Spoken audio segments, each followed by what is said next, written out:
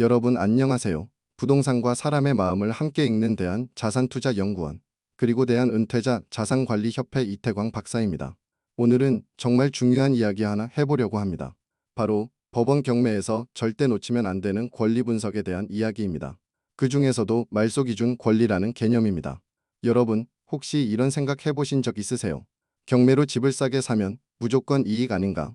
등기부 등본은 어려워서 잘 안 본다. 전세가 껴있는 집인데 낙찰받으면 전세금은 그냥 없어지겠지. 이런 생각 정말 위험합니다. 경매는 복권이 아닙니다. 법적인 절차를 통해 부동산을 싸게 살 수 있는 기회입니다. 하지만 그만큼 법적인 지식이 없다면 함정도 많습니다. 싸게 산 줄 알았는데 수천만 원을 안고 가야 한다면 이게 무슨 의미겠습니까? 그래서 오늘은 권리 분석이라는 개념 중에서도 가장 핵심인 말소기준 권리에 대해 아주 쉽게 풀어드리겠습니다. 자, 그럼 시작해볼까요?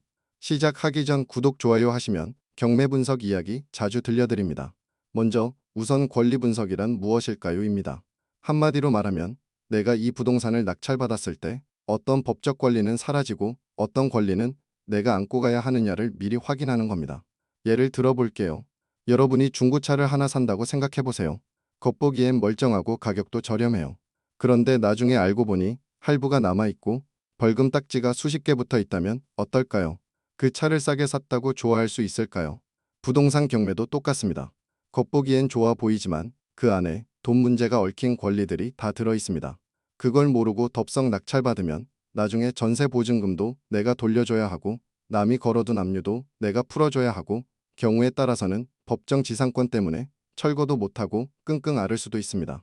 그래서 반드시 알아야 하는 게 바로 기초적인 말소기준 권리입니다. 말소기준 권리는 이런 겁니다. 경매를 통해 소멸될 권리와 소멸되지 않을 권리를 나누는 기준점입니다. 한마디로 이 선을 기준으로 뒤에 생긴 권리는 다 사라지고 앞에 있는 권리는 그대로 살아남는다 는 의미입니다. 그러면 이 기준점은 뭘로 정해질까요? 보통은 가장 먼저 설정된 저당권이나 근저당권 혹은 담보가 되는 권리 중 가장 빠른 날짜를 기준으로 합니다. 이걸 말소기준 권리라고 부릅니다. 예를 하나 들어볼게요. 강릉에 있는 어떤 아파트가 경매에 나왔습니다.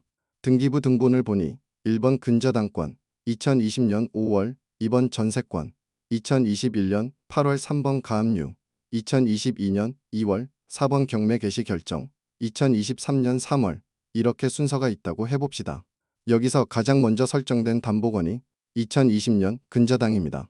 그러면 이 근저당이 말소기준 권리입니다. 이 기준보다 뒤에 생긴 전세권, 가압류는 전부 말소됩니다.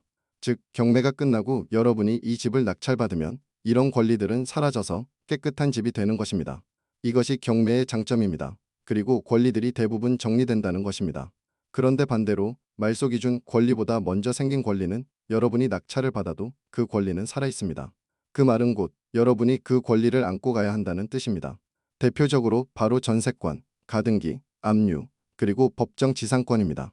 하나씩 쉽게 설명해 볼게요. 첫 번째 전세권입니다. 전세 세입자가 전입신고도 하고 확정일자도 받고 살고 있는 경우입니다.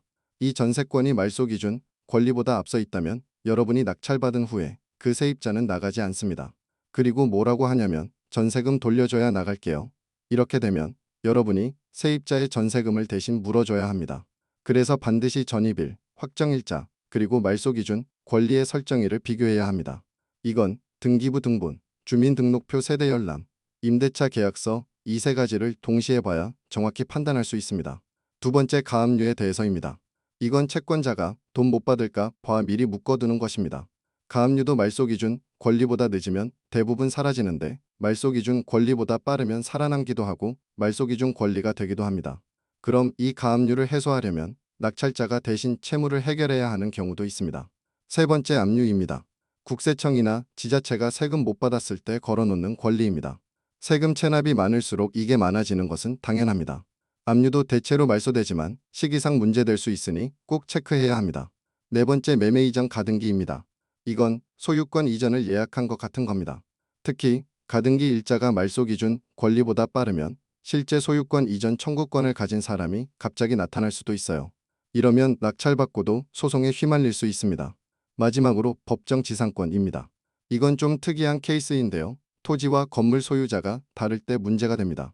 건물 위에 살고 있는 사람이 나는 법적으로 이 땅 위에 살 권리가 있어라고 주장하는 것입니다. 이러면 그 사람은 못 나가고 여러분은 땅을 사놓고도 아무것도 못하는 상황이 생깁니다. 임대료라고 하는 지료라는 것이 있어서 받으면 다행인데 그조차도 쉽지 않습니다.